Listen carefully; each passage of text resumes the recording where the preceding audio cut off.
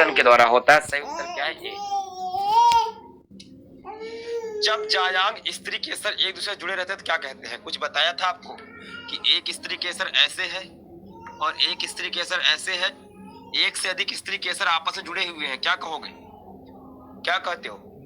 उसे कहते हैं बेटा युक्तांडपी। याद आया? क्या कहते थे? उसे युक्तांडपी कहते थे। सही उत्तर क्या है बच्चों? बी, युक्तांडपी कहते हैं। जब सबके सब आपस में जुड़े रहेंगे तो कहेंगे युक्तांड। नेक्स्ट क्वेश्चन है, टैपिटल कोशिकाएं किसके बनी होती है? टैपिटल कोश का मतलब टेपिटम के बारे में पूछ रहा है। टेपिटम कोशिकाओं में क्या क्या होता है? समसूत्री कोश का विभाजन, इसका तो कोई जिक्र ही नहीं है। अर्धसूत्री कोश का विभाजन, ये तो होता ही नहीं है। एंडोमाइटोसिस और कोश का विभाजन नहीं। एंडोमाइटोसिस तथा बहुगुणता, क्यों मैंने आपको बताया था ना कि टेपिटम कोशिका में क्या होते हैं? बहुत सारे केंद्रक होते हैं, तो बहुकेंद्र की कोशिका होती है। तो राइट आंसर यहाँ पे क्या है? ये है। ठीक है। एंडोमाइटोसिस मतलब, सुनो, एंडोमाइटोसिस क्या है? ये कोशिका है, ठीक है, और ये इसका केंद्रक है, ये इसका केंद्रक है। अब आप जानते हैं कोशिका विभाजन या माइटोसिस सूत्री विभाजन में क्या होता है? कोशिका विभाजित होती है, पर इसने क्या किया? इसने अपना केंद्रक विभाजन कर लिया ढेर सारा, लेकिन ये अपनी कोशिका विभाजित नहीं कर रही है। तो समसूत्री विभाजन कोशिका में हो रहा है, पर अंदर ही अंदर हो रहा है, पूरी कोशिका नहीं बट रही है, तो इसी कहते हैं एंडोमाइटोसिस। राइट आंसर यहाँ पे क्या है? डी। इनमें से कौन सा पौधा जलोदभिद है? अब आपको एक चीज बताता हूँ, पहले तुम बताओ, इसमें से कौन सा पौधा जल में पाया जाता है? सिंघाड़ा, नागफनी, शीशम, एकेसिया, कौन सा? अरे सिंपल सी बात है भाई, सिंघाड़ा आप जानते हैं कहाँ पाया जाता है? पानी में। अब मैं आपको एक चीज बताता हूँ, सारे बच्चों इसको देख लो, हालांकि चैप्टर नंबर 11 में पढ़ाऊंगा ये चीज, चैप्टर नंबर 11 में आएगा, पर ही बता देता हूँ। जो पौधे होते हैं मुख्य रूप से कई प्रकार के होते हैं। मरूदभिद कई प्रकार के, समोदभिद,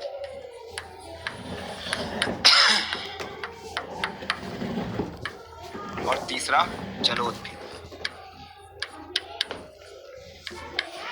और भी होते हैं, पर प्रमुख रूप से 3 प्रकार के होते हैं। ठीक है। ऐसा पौधा जो बहुत कम में होता है, बहुत कम जल में,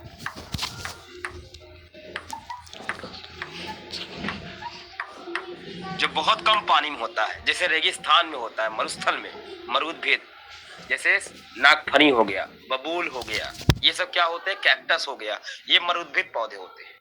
ऐसा पौधा जो नॉर्मल पानी में रहता है, ना ज्यादा पानी ना कम, ना ज्यादा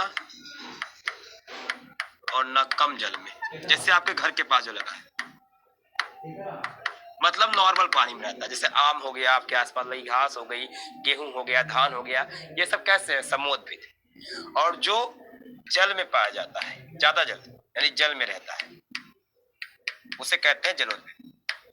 जो पौधा जल में ही पाया जाता है उसे क्या कहते हैं? जलोदभिद कहते हैं। ठीक है, चलो आ जाओ। पराग भित्ति कितनी होती बताओ? परागकण, एक परागकण में कितनी भित्ति मतलब दीवार होती बताओ? 1, 2, 3, ढेर सारी। कितनी होती है? कितनी होती है? सी कहां से बबुआ? पराग में कितने भैया? कहा 3 होती है। 30 तरीकों में बोल रहा है। एक होता है बाह्य चोल और एक होता है अंतः चोल, 2 ही तो है, तीसरा कौन है? मैं कोशिका नहीं पूछ रहा हूँ, भित्ति मतलब होता है दीवार। तो राइट आंसर क्या है? द्विस्तरी होता है, ना कि त्रिस्तरी। एक तो बाह्य चोल, एक अंतः चोल। अगला क्वेश्चन है, वेलिसनेरिया के पुष्प हैं वायु परागत, कीट परागित, जल परागित, जंतु परागित। आप बताओ वेलिसनेरिया में किससे परागण होता है? याद करो, वेलिसनेरिया में किसके द्वारा होता है? जल से परागण होता है। तो राइट आंसर क्या है? जल परागित। अगला क्वेश्चन है साथियों, अनुन्मील परागण वाले पौधे में निश्चित रूप से क्या होता है? बताओ। आपको अनुमील परागणी पुष्प और अनुन्मील परागणी पुष्प बताया था, जैस्पोगैमस और क्लिस्टोगैमस। तो कुछ फूल जो है वो खिले हैं, जिनको हम कहते हैं उन्मील परागणी, और कुछ फूल नहीं खिले हैं, इसे कहते हैं अनुन्मील परागणी। अनुन्मील परागणी बताओ। तो अनुन्मील परागणी में क्या होगा? स्वपरागण तो फिक्स है ना भाई, इस दोनों कैसे हो सकता है? तो तुम बताओ, ये फूल खिला ही नहीं, पर परागण कैसे होगा? बाहर से परागकण आएगा तो कैसे अंदर जाएगा? फूल तो खिला ही नहीं है, तो पर स्वपरागण फिक्स है, होगा ही होगा। राइट आंसर क्या है? ए। पर परागण कभी नहीं होगा। परागकण क्या है? स्पोरोफाइट, युग्मक, नर युग्मक, इनमें से कौन? स्पोरोफाइट मतलब क्या होता है? वही युग्मकोद्भिद। बताओ क्या है? बताओ क्या है? परागकण क्या है? क्या है? युग्मक है, नर युग्मक है कि युग्मकोद्भिद है? 100 बार बताया था परागकण नर युग्मक नहीं है, उसके अंदर नर युग्मक है। और जिस संरचना के अंदर नर युग्मक या कोई युग्मक होता है उसे कहते हैं युग्मकोद्भिद, यानी कि स्पोरोफाइट। या इसी को गैमेटो, चाहे कहीं स्पोरोफाइट लिखा हो, चाहे कहीं पे युग्मकोद्भिद लिखा हो, सबको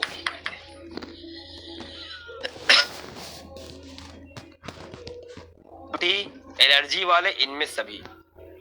तो देखो, गैमेटोफाइट तो होते ही हैं, यानी कि युग्मकोद्भिद होते हैं, एलर्जी भी करते हैं, आप जानते हैं कुछ, और सजावटी भी हो सकते हैं। तो इनमें से सभी, हालांकि सजावटी जल्दी होते नहीं है, कुछ ही पौधों के परागकण सजावट में यूज करते हैं, बड़े बड़े होते हैं, लेकिन अब ये वाला और ये वाला तो फिक्स है, इसीलिए मैं सभी करूँ। अगला क्वेश्चन है, गुरु बीजाणु मात्र कोशिका से क्या बनता है? बताओ, गुरु बीजाणु मात्र कोशिका से क्या बनता है? ये देखो, गुरु बीजाणु मात्र कोशिका है 2n, और इसमें हुआ अर्धसूत्री विभाजन, इसमें हुआ अर्धसूत्री विभाजन, क्या बनेगा बताओ?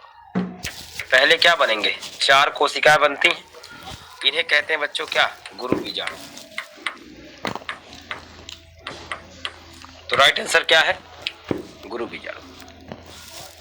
अगला क्वेश्चन है, पुष्पीय पौधों में नर युग्मक का निर्माण किसके विभाजन से होता है? सिंपल सी बात बताओ, नर युग्मक कैसे बनते हैं? जनन कोशिका विभाजन कर देती है, वही जनन कोशिका 2 बार विभाजन करती है, 2 बन के तैयार हो जाते हैं। अगला क्वेश्चन है, भ्रूणपोष की सेंट्रल कोशिका कौन सी है? सेंट्रल मतलब बीच में कौन सी कोशिका है? प्रारंभिक केंद्रक, द्वितीयक केंद्रक, सहायक कोशिका, ए और बी दोनों? बताओ क्या होता है? द्वितीय केंद्रक होता है ना। भ्रूणकोश एक बनाया था आपके सामने, उसमें बीच में 2 कोश, एक के ऐसे ऐसे, तो बीच में क्या है? सेंटर में क्या है? द्वितीयक केंद्रक। अगला क्वेश्चन है, निम्न में से किसका पुष्पासन खाया जाता है? पुष्पासन बताओ, मैंने आपको एग्जांपल के साथ बताया था, 2017 और 2021 का क्वेश्चन है। किसका खाया जाता है? शरीफा, सेब, नारंगी, इनमें सभी किसका खाया जाता है भाई? सेब का मैंने बताया था ना, सेब में क्या खाया जाता है? पुष्पासन खाया जाता है। मैंने बताया था ना कि सेब में ऐसे इतना ही पार्ट अंडाशय का बना हुआ, इसमें बीज है, और बाकी जो पार्ट आप खाते हो किसका बना है? पुष्पासन का। अगला क्वेश्चन है, आवृत्त बीजी पौधों में भ्रूणकोश में गुणसूत्रों की सूत्र गुणता क्या है? सूत्र गुणता मतलब n है कि 2n है कि 3n है? आप बताओ, भ्रूणकोश में क्या होता है? 2n, 3n की n? क्या होता है बबुआ? सब बच्चे जानते हैं 3n होता है। एक होता है बाहर से आता है नर युग्मक से, और 2 इसके पास खुद होते हैं, तो n n n बराबर 3n हो जाता है, तो इसमें 3n होता है। वायु परागण किसमें नहीं होगा? घास में होता है, मक्का में होता है, गेहूं में होता है, सैलविया में नहीं होता है। ठीक है। बीज चोल खाया जाता है, किसका बताओ? शरीफा, सेब, नारंगी, इनमें सभी, इसमें से किसका बीज चोल खाया जाएगा? बताओ। एग्जाम्पल दिया था, लीची, शरीफा, जायफल, इमली, इनका खाया जाता है बीज चोल। तो राइट आंसर यहाँ पे शरीफा। ठीक है। तो इतने ऑब्जेक्टिव क्वेश्चन हैं, अगर कुछ ऑब्जेक्टिव क्वेश्चन बच रहे हैं तो उसको लाइव पोल में करवाऊंगा। ठीक है, कुछ सस्पेंस लिए छोड़ दे रहा हूं। ठीक, तो ये है बेटा 20 ऑब्जेक्टिव क्वेश्चन जो मैक्सिमम पूछे गए हैं इस चैप्टर से। पर घबराना मत, समय के साथ साथ मैं और भी करवाता रहूंगा। ठीक है। अगला क्वेश्चन देखो, अब आ गया लघुत्तरी। लघुत्तरी प्रश्न अब हम आपके सामने करेंगे। सिंपल सा क्वेश्चन है, सिंपल सा क्वेश्चन है, क्या लिखा हुआ है? अच्छा, कौन बच्चा कर सकता है? पुंकेसर तथा स्त्री केसर को नामांकित चित्र द्वारा परिभाषित करें। आपको बताना है कि पुंकेसर क्या होता है, स्त्री केसर क्या होता है, और इसको चित्र भी बनाना है। कोई ऐसा बालक है जो, बालिका जो कर सकता है? सिंपल सी बात है भाई, कर सकते हैं। मैं वेरी गुड बेटा। फिर भी आपको दिखाता हूँ, लिखने की कला सोचो। आप मुझसे पूछते हो, मैं बच्चों को पहले ही बता चुका हूँ, यही तरीका सबसे बेटर होता है।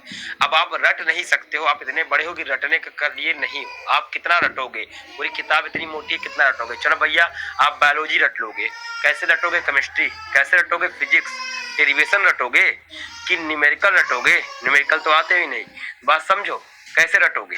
तो रटने की चीजें छोड़ो, सिंपल तरीका ये है, कॉन्सेप्ट समझो और लिखने की प्रक्रिया डेवलप करो। और वो कैसे होता है? अभ्यास से होता है बच्चों, अभ्यास से होगा, और कोई तरीका नहीं है भाई। अपने से एक चीज समझो, एक टॉपिक, और उसको लिखने की कोशिश करो। अपने आप को एक कवि मानो, अपने आप को मानो मैं कविता लिख रहा हूँ, कुछ शब्द है, अपने आप को कहानीकार। मैं बताता हूँ इसका तरीका क्या है। फ्री टाइम में कभी क्या करना, अपने मन में बैठना, अपने आसपास कोई चीज देखना। जैसे मान लो कोई गाड़ी जा रही है, कोई चिड़िया उड़ रही है, कहीं कोई मैदान है, कहीं कोई घास है, कहीं कोई पेड़ है, उनको देख लिया और अपने आप को चैलेंज दो कि इन सारी चीजों पर मैं एक 10 लाइन की कविता या 10 लाइन का एक लेख लिखूंगा, 10 लाइन की एक कहानी लिखने का प्रयास करिए, कोशिश तो करिए। अगर आपने 2-3 बार में ऐसा कुछ कर लिया तो इसका मतलब आपका दिमाग इतना डेवलप हो गया है कि आप चीजों को देख करके उसको शब्दों में बदल सकते हैं। ये क्षमता आ जाएगी तो रटना नहीं पड़ेगा। तो पुंकेसर क्या है, अब मैं आपको बताता हूँ, सुनो। अब मैं डायग्राम बनाता हूँ, देखो दिखाता हूँ पुंकेसर कैसे। आपको पुंकेसर का डायग्राम याद है? ये है पुंकेसर। अब इस डायग्राम को देखो, इसमें क्या है, इस चीजों को हम शब्दों में परिवर्तित करेंगे। ये है बाबू परागकोश, पराग, ये है परागकोश, ये चित्र हो गया। ये है पुतंतु, चित्र हो गया। ये होता क्या है? ये पुष्प का नर भाग होता है, सबको पता है। पुष्प का कितना चक्र है? ये तीसरा चक्र है। इतनी बात पता है, काम खत्म। अब इसी चीज को हम क्या करते हैं, एक शब्दों में पिरो के दिखाते हैं। पहला पार्ट लिखते हैं नर भाग। क्या लिखेंगे? ऐसे लिखेंगे, पुंकेसर पुष्प का नर भाग। ठीक, एक टॉपिक से, एक शब्द से हमने एक वाक्य बना लिया। दूसरा शब्द पकड़ो, तीसरा चक्र, तो लिखो यह पुष्प का तीसरा चक्र है, यह पुष्प का तीसरा चक्र है। कोशिश करना, बहुत सिंपल चीज है। यह पुष्प का तीसरा चक्र है। चौथा पॉइंट क्या लिखा है? पुतंतु और परागकोश। इसमें लिखो, इसमें 2 भाग होते हैं।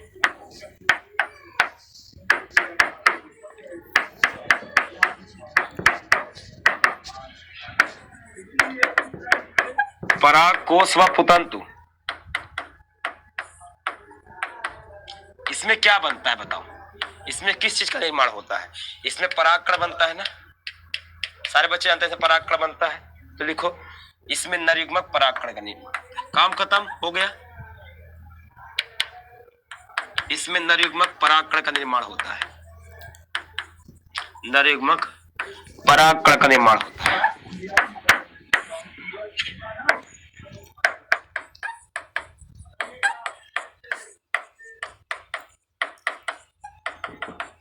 काम खत्म हो गया, बन गया।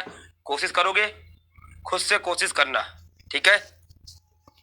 खुद से कोशिश करना बड़ी सिंपल चीज होती है, यही ट्रिक है, और कोई तरीका ही नहीं है। अब दूसरा है स्त्री केसर को, इसको करके देखो। पहले एक स्त्री केसर बना लो, एक स्त्री केसर आपने बना लिया, स्त्री केसर बना लिया। इसके तीनों पार्ट लिख लो। ऊपर वाले को कहते हैं बेटा स्टिग्मा यानी कि वर्तिकाग्र, बीच वाले कहते हैं वर्तिका, नीचे वाले कहते हैं अंडाशय, अंडाशय के अंदर क्या होता है? बीजांड। ये क्या है? ये पुष्प का मादा भाग है कि नहीं? और कौन सा चक्र है? चौथा चक्र है। ठीक, अब आओ इसको शब्दों में पिरोते हैं। लिखिए हेडिंग स्त्री केसर, स्त्री केसर लिखिए, ठीक है? अब इसको शब्द बनाते हैं। पहला क्या लिखेंगे? यह पुष्प का नर भाग है,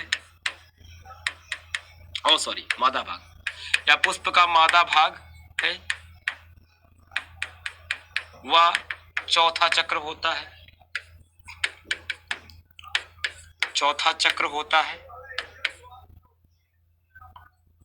चौथा चक्र होता है। ठीक, इसके 3 भाग हैं, इसके 3 भाग हैं। वर्तिकाग्र, वर्तिका, ध्यान रहे बेटा लघु त्रि प्रश्न बहुत बड़ा नहीं लिखना है। वह अंडाशय,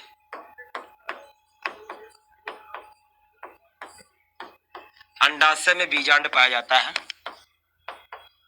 अंडाशय में बीजांड पाया जाता है।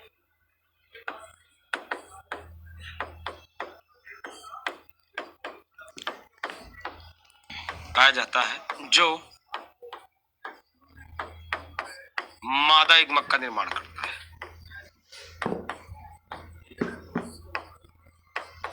जो मादा युग्मक का निर्माण करता है। काम खत्म।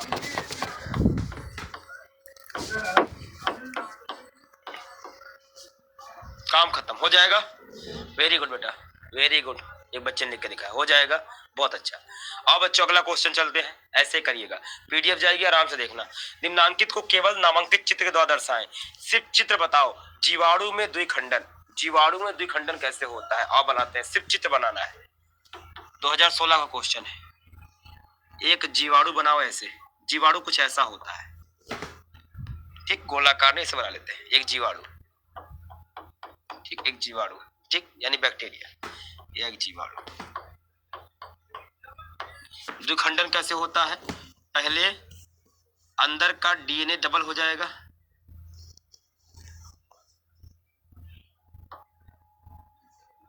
फिर ये अपने आप को दो भागों में बांट लेगा।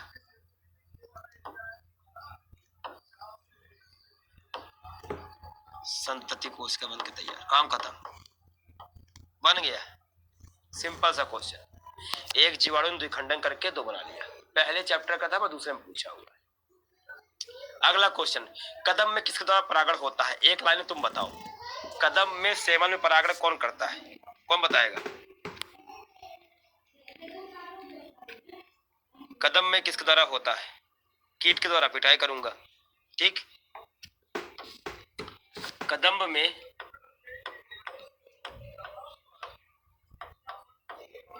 चमगादड़ के द्वारा परागण होता है।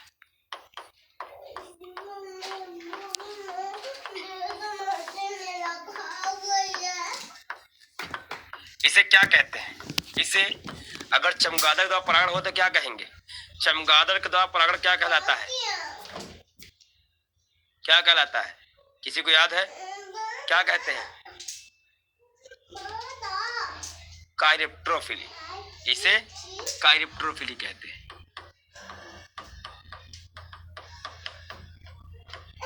कायरेप्टरोफिली कहते हैं, ठीक, इसे कायरेप्टरोफिली कहते हैं। विपुंसन से आप क्या समझते हैं? इसे क्यों कहते हैं? इसे क्यों करते हैं? इसे क्यों करते हैं? विपुंसन किसे कहते हैं? इसे क्यों करते हैं? तो भैया क्या होता है विपुंसन? आपको पढ़ाया ना बच्चों कि अपरिपक्व, परिपक्व पुष्प के पुंकेसर को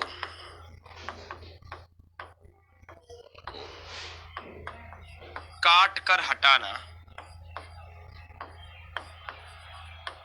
काट कर हटाना क्या कहलाता है? क्या कहलाता है? विपुंसन कहलाता है।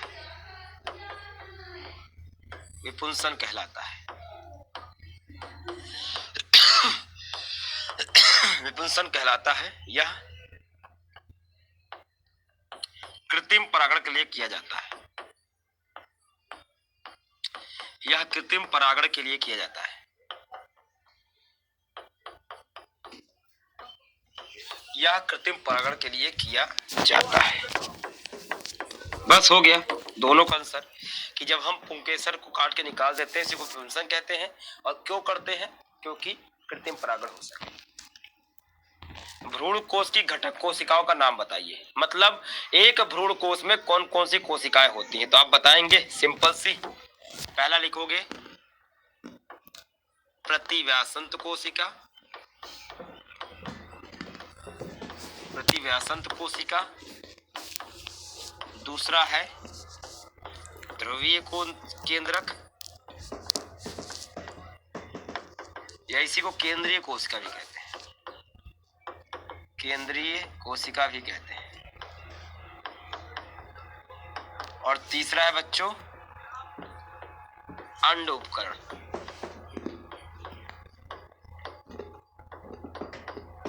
अंड उपकरण, ठीक। प्रतिव्यासंत कोशिका क्या होता है? यह तीन कोशिका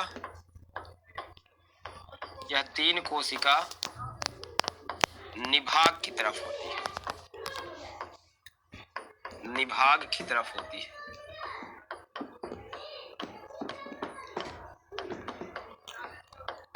निभाग की तरफ होती है। ध्रुवीय केंद्रक, यह कोशिका मध्य में होती है।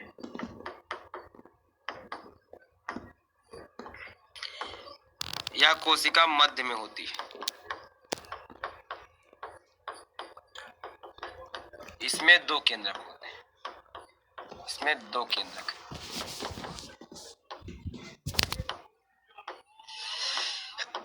इसमें दो केंद्रक है। और अंड कोशिका क्या है? अंड कोशिका क्या है? इसमें दो सहायक कोशिका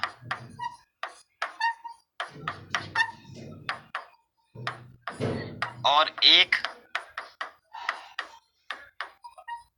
अंड कोशिका होती है।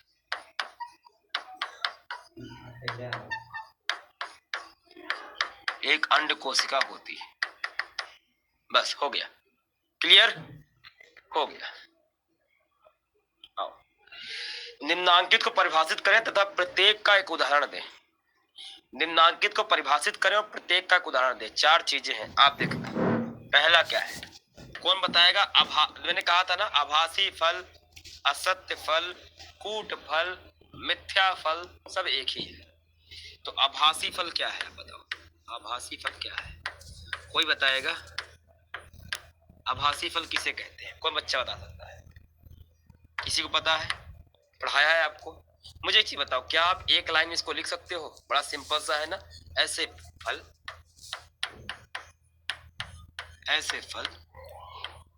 जिनके निर्माण में पुष्प के अंडाशय के अतिरिक्त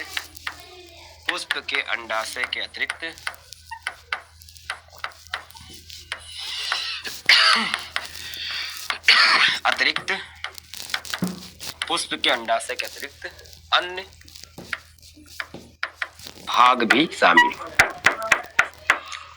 बस हो गया। और सबका एक उदाहरण भी देना है। एग्जाम्पल, सबका एक उदाहरण देना। उदाहरण सेम। बस हो गया। दूसरा क्या है भाई? वास्तविक फल क्या होता है? सिंपल सी बात, सत्य फल। इसी को वास्तविक फल कहते हैं, सत्य फल। तो सत्य फल क्या है बच्चों? ऐसे फल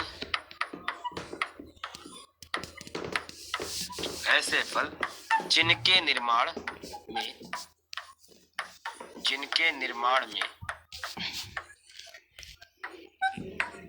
पुष्प के अंडाशय ही शामिल होते हैं।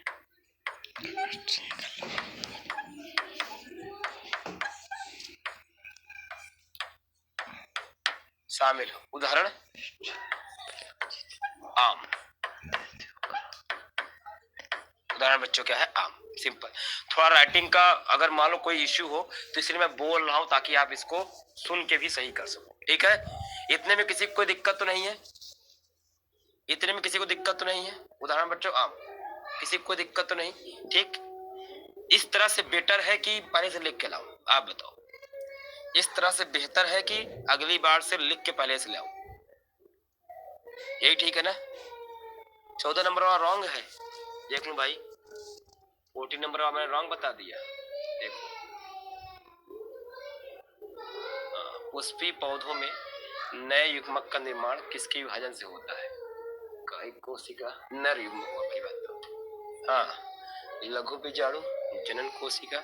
हाँ सॉरी, थैंक यू बच्चा, मैं जल्दीबाजी में बोल दिया। लघु बीजाणु, ठीक है, सॉरी, सही कह रहा बच्चे। एक होता है लघु बीजाणु मात्र कोशिका। सही बच्चों, राइट आंसर दिया, लघु बीजाणु मात्र कोशिका।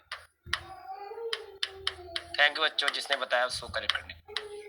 इसमें होता है मेयोसिस, इसमें होता है मेयोसिस, जिससे बनता है लघु बीजाणु चतुष्क। ठीक है, क्या बनता है? लघु बीजाणु चतुष्क। फिर ये इस लघु बीजाणु के अंदर 4 लघु बीजाणु होते हैं और यही आगे चल के क्या बनाता है? परागकण बनाता है। फिर इसमें होता है कोशिका विभाजन और यही क्या बनता है? यही बनाता है जनन कोशिका। ठीक है, संयुक्त लघु बीजाणु है। थैंक यू भाई, जल्दीबाजी में गलत हो गया। अनिषेक जनित फल और बहुभ्रूणता। हाँ, तो मैं पूछ रहा था ऐसे लिखना सही है ना? ऐसे लिखना सही है? ये थोड़ा सा अलग लैंग्वेज हो जाता है, मैं लिख के लाऊंगा तो हो सकता है वो लैंग्वेज थोड़ी सी बदल जाए। ठीक है, एटलीस्ट आप समझिए लिखा कैसे जाता है, यहाँ रटने वाला कोई कॉन्सेप्ट नहीं है। अच्छा, कौन बताएगा अनिषेक फलन क्या होता है? कौन बच्चा बता सकता है? कमेंट में करके बताओ, 1 मिनट का समय दूंगा। अनिषेक फलन क्या है या अनिषेक जनित फल क्या है? Simple answer, simple answer. नहीं बेटा गलत नहीं, अब सही है।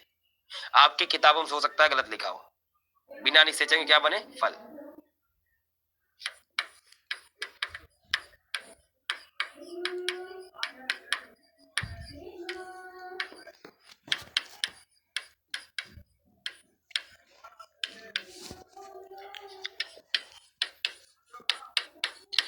तुम खुद ही समझो,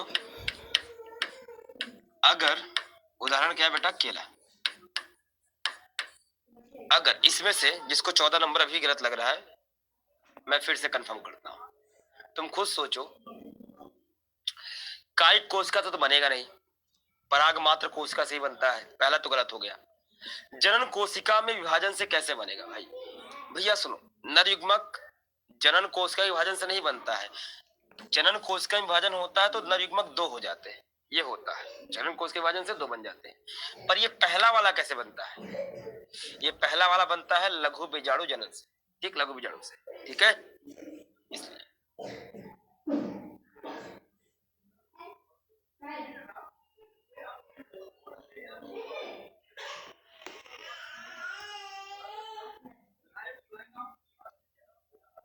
आओ, अगला क्वेश्चन क्या है? अगला क्वेश्चन है बहुभ्रूणता किसे कहते हैं? अगला क्वेश्चन है बहुभ्रूणता किसे कहते हैं? कौन बताएगा बहुभ्रूणता का उदाहरण क्या है? बहुभ्रूणता का उदाहरण क्या है जिसमें क्या होते हैं? बीज नहीं होता। ठीक, वेरी गुड। ऐसा बीज नहीं होता, कहाँ मुंह निकल गया, सॉरी। ऐसे बीज जिसमें एक से अधिक भ्रूण होते हैं।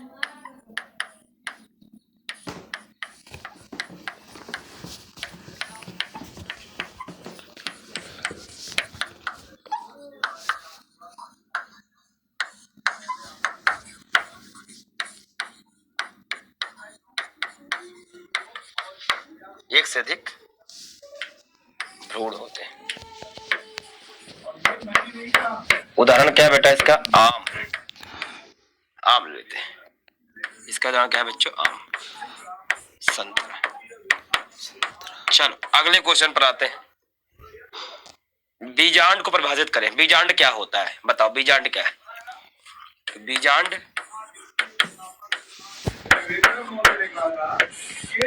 अंडाशय में पाई जाने वाली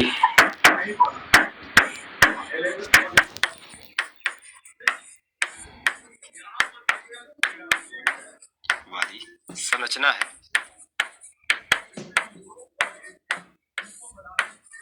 संरचना है, बीजांड अंडाशय में पाई जाने वाली संरचना है जो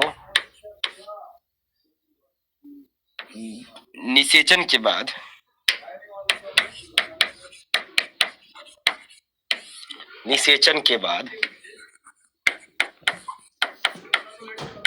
बीज का निर्माण करती है।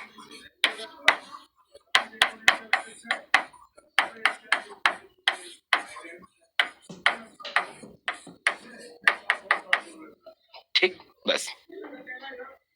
अगला क्वेश्चन है कूट फल के बारे में उदाहरण बताइए। अच्छा एक चीज बताओ, इसको लिख लोगे? वही बेटा, कूट फल मतलब आभासी फल। और कैसे लिखोगे सर? लिखें कैसे? रिपीट क्वेश्चन है, क्वेश्चन रिपीट है, क्वेश्चन नंबर 6 की तरह ये लिखा है आभासी फल के बारे में। तो सेम एज क्वेश्चन नंबर 6 वैसे ही लिख लेना, ठीक। मैं दोबारा नहीं रिपीट करूंगा, ठीक। आप लिख लेना। मोनोकार्पिक फल क्या होते हैं, कौन बताएगा? मोनोकार्पिक पौधे क्या है? सिंपल सी बात बताओ, क्या है मोनोकार्पिक फल या मोनोकार्पिक पुष्प या मोनोकार्पिक पौधे जिसमें जीवन काल में केवल एक बार फल आए? ऐसे पादप जिनमें जीवन काल में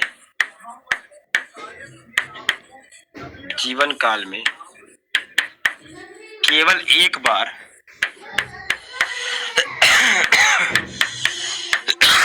पुष्प का निर्माण हो, पुष्प का निर्माण हो, उसे मोनोकार्पिक फल कहते हैं, मोनोकार्पिक पौधे कहते हैं, मोनोकार्पिक पौधे कहते हैं। रुक जाओ भैया, पौधे कहते हैं। और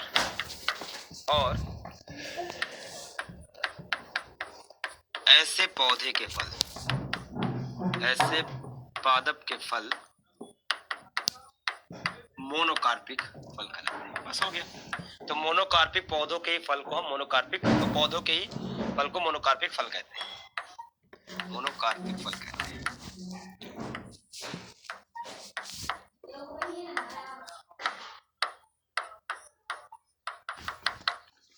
हो गया। अगला क्वेश्चन है दीर्घोत्तरी। सारे लघुत्तरी हो गए बच्चों, 9 लघुत्तरी प्रश्न हो गए। इसमें किसी कोई दिक्कत तो नहीं? इसमें से किसी कोई दिक्कत तो नहीं? गेहूं में वायु द्वारा परागण होता है बच्चों, ठीक है, लिख लोगे। अच्छा, मैं तुम लोग को एक चैलेंज देता हूं, खुद से कोशिश करना। क्वेश्चन मैंने तो लिखवा दिए हैं, एक दो क्वेश्चन को मैं छोड़ूंगा नहीं, पर इससे पीडीएफ से देख के उतारने के बजाय तो एक बार कोशिश करना क्या खुद से लिख पा रहे हो, क्योंकि एग्जाम में एटलीस्ट खुद से लिखना है, वहां सामने पीडीएफ नहीं होगा, ठीक है। तो कोशिश करना, कैसे करना है ये मैं आपको बता चुका हूँ। चीजों को पॉइंट में तोड़ना और उसके बाद पढ़ करने की कोशिश करना। जैसे लिखा है मोनोकार्पिक फल, तो पहले एक पेज लो, उसमें लिखो मोनोकार्पिक फल और 2-3 पॉइंट लिखो। मोनोकार्पिक पौधे, एक बार पुष्प आता हो, इनके पौधों को फल मोनोकार्पिक फल कहते हैं। अब इन 3-4 पॉइंट को एक वाक्य बनाओ। ऐसे पौधे जिनमें जीवन काल में एक बार पुष्प आता हो उन्हें मोनोकार्पिक पौधे कहते हैं, और ऐसे पौधे के फल को हम मोनोकार्पिक फल कहते हैं। यही तरीका है बच्चों। हेलो बच्चों, सुना भाई? हो गया, वेरी गुड। अब आओ बच्चों दीर्घोत्तरी प्रश्न करते हैं। दीर्घोत्तरी प्रश्न कहते हैं, ये प्रश्न बड़ा है और मैं इसको पूरा नहीं करवा पाऊंगा, मे भी कुछ क्वेश्चन, और इसको पूरा कैसे करना है आपको अपनी नोट से करना है, ठीक है। कैसे बता रहा हूं।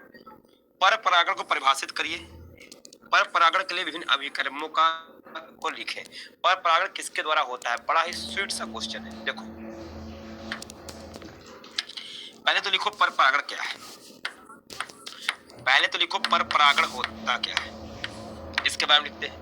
ऐसा परागण नहीं, जब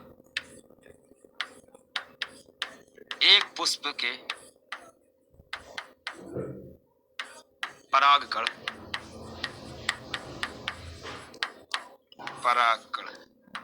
किसी दूसरे पुष्प के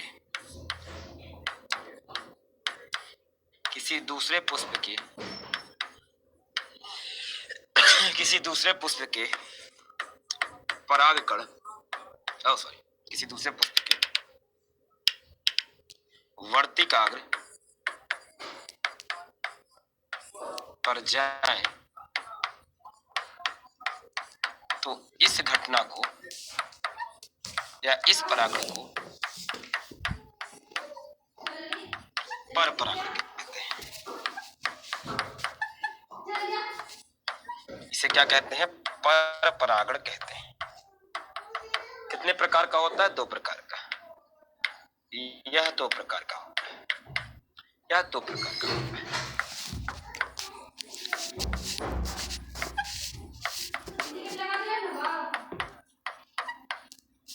कौन कौन सा? एक होता है सजात पुष्पी परागण। अच्छा, कुछ किताबों में या कुछ शिक्षक क्या करते हैं, सजात पुष्पी परागण को स्वपरागण में डालते हैं, पर ऐसा नहीं है, क्योंकि सजात पुष्पी परागण में एक ही पौधों में दोनों ही पुष्प लगे होते हैं, तो उनको वो मान लेते हैं कि स्वपरागण, पर वो स्वपरागण की विधि नहीं है, पर परागण में ही आएगा सजात पुष्पी परागण। क्योंकि जिसमें भी अगर किसी माध्यम की आवश्यकता होती है उसको हम पर परागण कहते हैं, सजात पुष्पी परागण और पर निषेचन।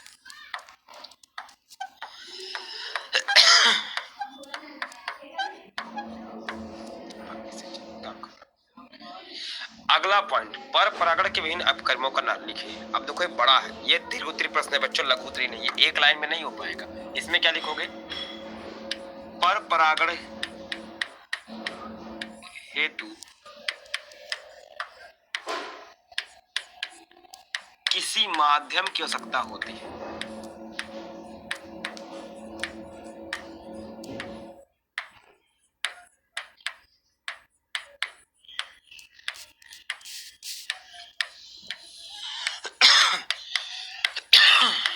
किसी माध्यम की आवश्यकता होती है, किसी माध्यम की आवश्यकता होती है। विभिन्न माध्यम या विभिन्न अभिकर्मक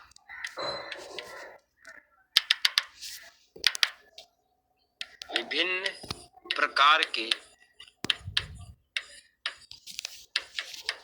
अभिकर्मक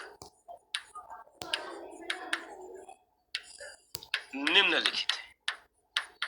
अब बच्चों एक चीज बताऊं, अब मैं इसको पूरा नहीं लिखवाऊंगा, मैं पूरा नहीं लिखाऊंगा, इसको आप लिखो। कैसे लिखो बता रहा हूँ, सुनना, कोशिश करना है। क्वेश्चन आपको दे रहा हूँ, एक क्वेश्चन आपको दे रहा हूँ, आपको करना है, बहुत सिंपल है। पहला क्या लिखोगे, कीट परागण।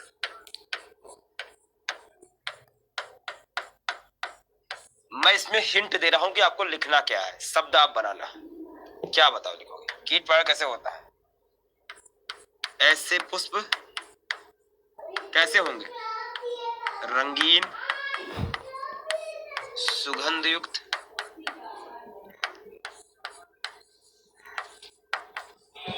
और कैसे होंगे, मकरंद।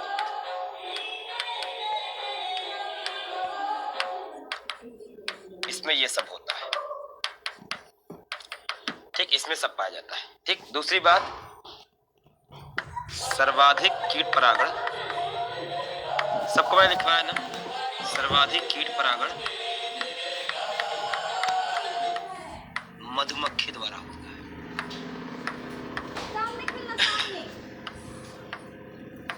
दोपहरिया में कहाँ तो चलो, सबसे ज्यादा मधुमक्खी द्वारा होता है। इसे क्या कहते हैं, इस प्रकार के परागण को, इस प्रकार के परागण को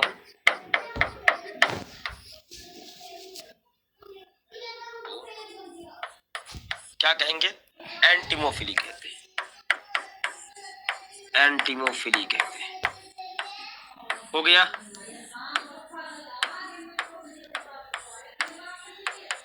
एंटिमोफिली कहते हैं। दूसरा कीट परागण हो गया ना, दूसरा क्या लिखोगे, पक्षी द्वारा।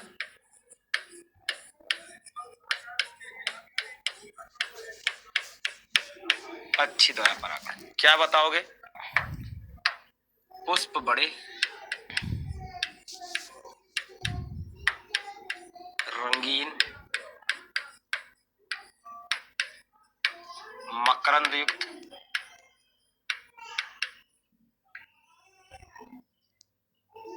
मकरंद युक्त व सुगंध रहित होते, ठीक, सुगंध रहित, ठीक।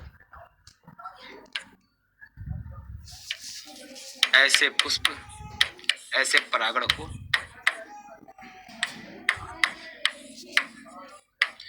ऐसे परागण को क्या कहते हैं, ऑर्निथोफिली।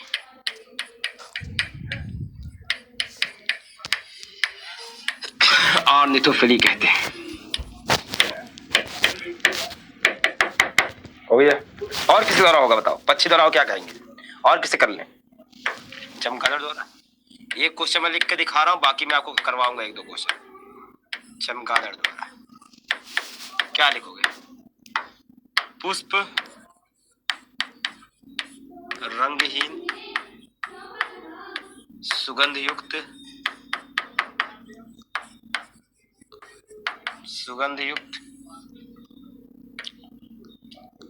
मकरंद युक्त व प्रायः रात में खिलते हैं।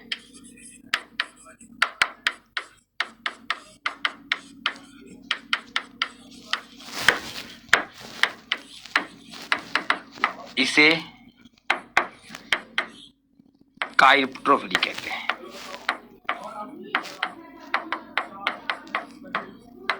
इसे काइप्ट्रोफिली कहते हैं। बस हो गया। अगला लिख ले। मेलिकोफिली, सॉरी, घोंघा द्वारा परागण।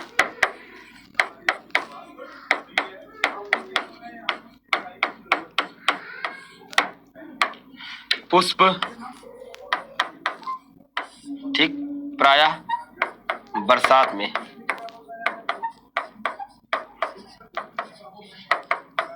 खिलते हैं। इसे मेलिकोफिली कहते हैं। और बेटा अब दो आप लिखोगे, दो का एग्जाम्पल आप लिखोगे। कौन सा? अगला क्या है? वायु द्वारा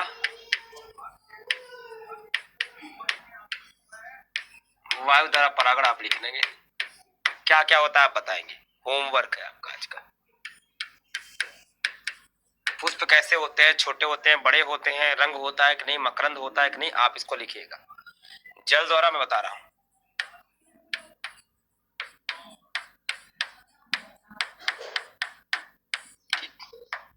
सबसे कम परागण होता है, सबसे कम परागण होता है,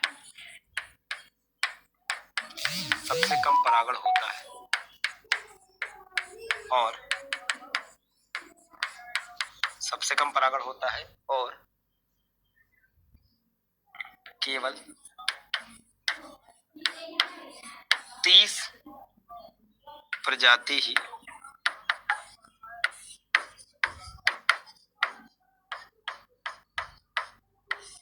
ठीक, और केवल 30 ही प्रजाति में परागण जल द्वारा होता है।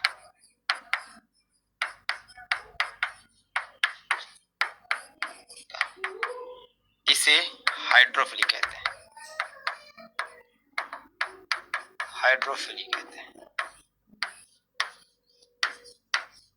बस हो गया बच्चों, देखा दीर्घ उत्तरीय प्रश्न बड़ा है। अब आप वायु द्वारा आप खुद से लिखिएगा। ठीक, अगले क्वेश्चन पर मूव करते हैं बच्चों। किसी आवृत्तबीजी 8 केंद्र के भ्रूणकोश का निम्नांकित चित्र बनाए। ठीक है, नामांकित चित्र बनाए, सिर्फ चित्र बनाना है। एक 8 कोश की भ्रूणकोश का चित्र बनाना है भैया, तो आप भी सीख लो, बहुत बार पूछा हुआ है। सिंपल सा एक ऐसा डायग्राम बनाना है।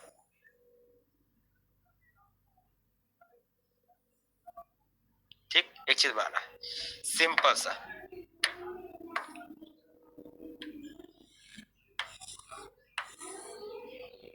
कितना सिंपल है, कुछ कहने को नहीं।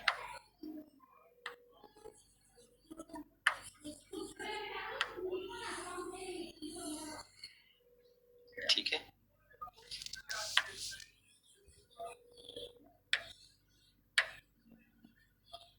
हो गया, बन गया, सिंपल सा है। नाम लिखो। 8 केंद्रक हो गए ना, ये 3 6 3 6 2 8। ये क्या है बच्चों? इसे कहते हैं सहायक कोशिका। बस नाम लिखो, सिर्फ चित्र बनाना है बच्चों, वर्णन नहीं करना है। सहायक कोशिका, ये क्या है भैया? अंड कोशिका।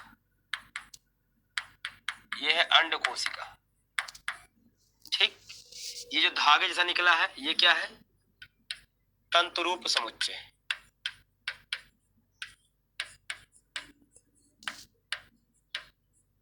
ये है बच्चों ध्रुवी केंद्रक।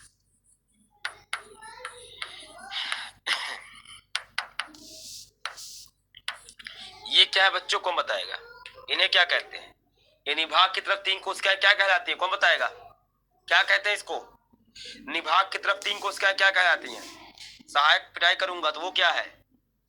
प्रतिव्यासंत या एंटीपोडल? प्रतिव्यासंत या एंटीपोडल कहते हैं। चित्र के नीचे लिखोगे कि चित्र किसका है। तो यह एक भ्रूण कोश का चित्र है। बस माफ करना बच्चों, थोड़ा तबीयत नहीं सही रही। दोहरा निषेचन से आप क्या समझते हैं? आरेखित चित्रों के माध्यम से बताइए। चलो एक तो ये हो गया, और भी क्वेश्चन है। चलो चलो ठीक है, दोहरा निषेचन क्या होता है देखते हैं।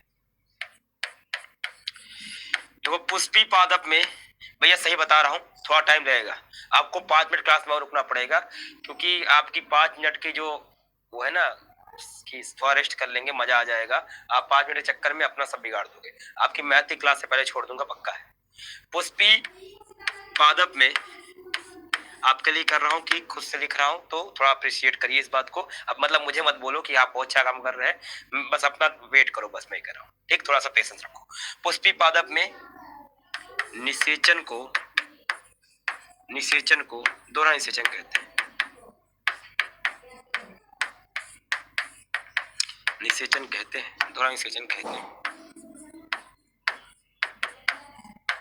यह प्रक्रिया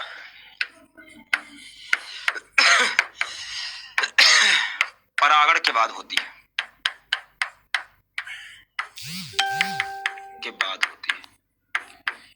इसको समझो बच्चों।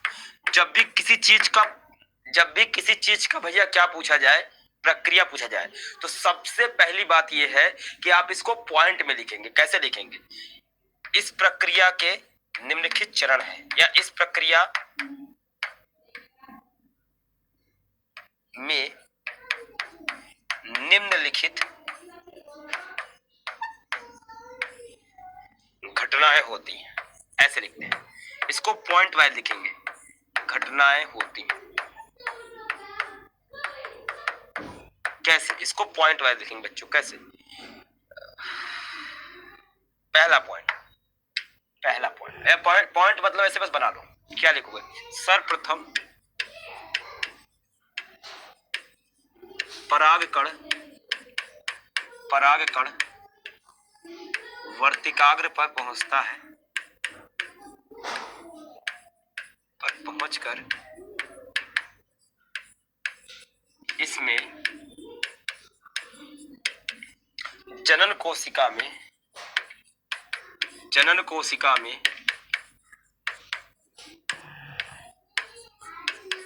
समसूत्री विभाजन द्वारा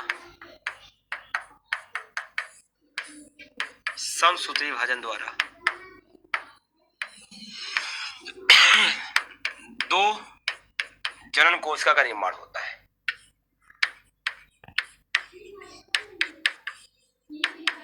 दो जनन कोशिका का निर्माण होता है, पहली बात।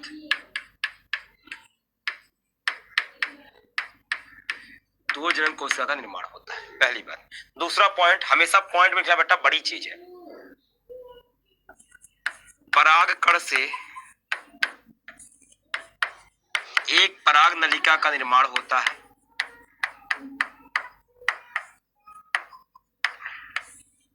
एक पराग नलिका का निर्माण होता है। बच्चों आपसे थोड़ा इंटरेक्शन आज कम हो पा रहा है क्योंकि मैं लिख रहा हूं, ठीक है? तो बुरा मत मानना। का निर्माण होता है जो बीजांड में प्रायः बीजांड द्वारा प्रवेश करती है।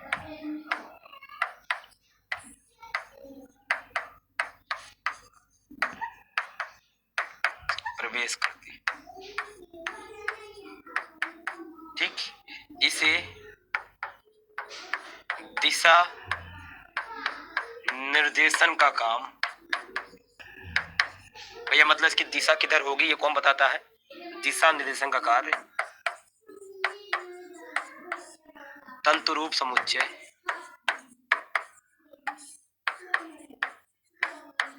समुच्चय द्वारा होता है। मैंने बताया ना रसायन छोड़ते हैं, द्वारा होता है। हो गया। अगला पॉइंट लिखो, दोनों जनन कोशिका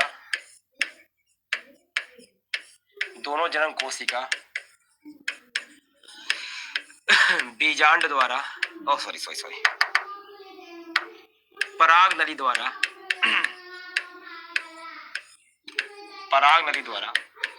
बीजांड में प्रवेश करती हैं। बीजांड में प्रवेश करती हैं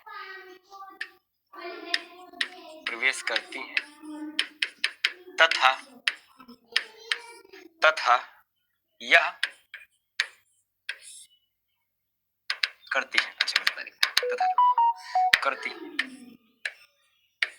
प्रथम जनन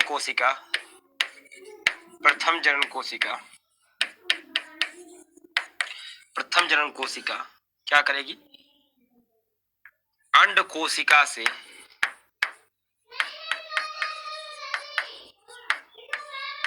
निषेचन करके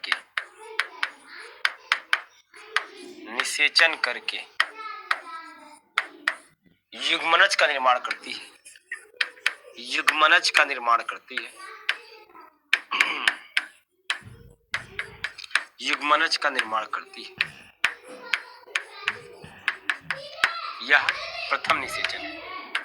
यह प्रथम निषेचन है।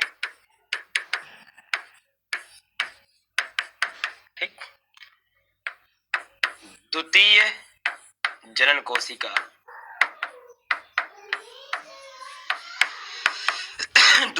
कोशिका ध्रुवी केंद्रक से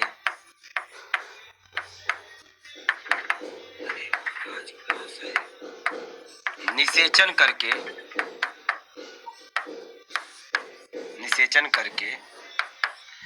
भ्रूणपोष का निर्माण करती है।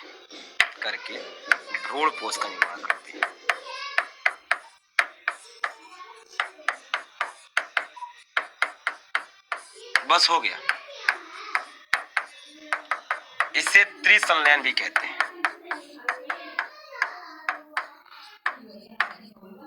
बच्चों समय खत्म हो गया है, तो मैं आपको एक चीज बताना चाहता हूं। बस इसका डायग्राम देख लो, बच्चों ऐसे बनेगा।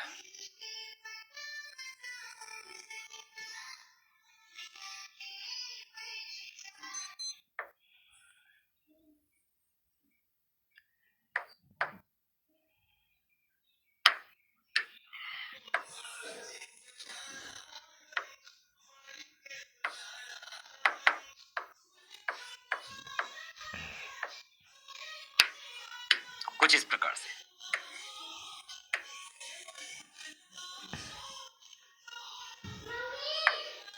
इसमें दो कोशिका दिखा देना ऐसे, बस। ठीक। इसका नाम लिखो परागकण।